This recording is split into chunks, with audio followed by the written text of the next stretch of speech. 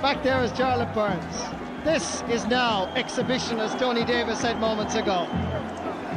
Tony McEntee, Kieran McGinney, Ulster champions 1999. What a way to end the 20th century.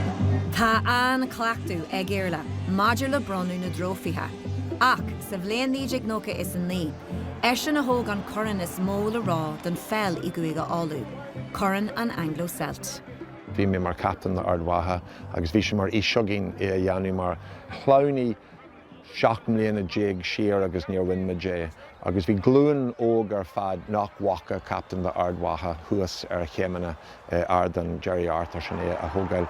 Agus wahí me se cinne ionta uail nar bhí me thuas an sin gur mise an duine a réiniú chun an honor sin a bheith thugamsa. Hanamháin ar son loch takeíocht a loch leanan Ard Mhacha, ach ar son na nimróirí a jimmar an garam pelle ar fad de Ard Mhacha agus nach bhuair seans a bheith ar an irin sin a win an corner in that sin. And now, it gives me great pleasure to present the Sam Maguire Cup to the captain of Armagh, Ian Farquhar. Anishta Bachla de Lekra Ura ag Ard Mhacha. Iníad an Chontae an chriú ile éireann a winch in fehe sa chathair.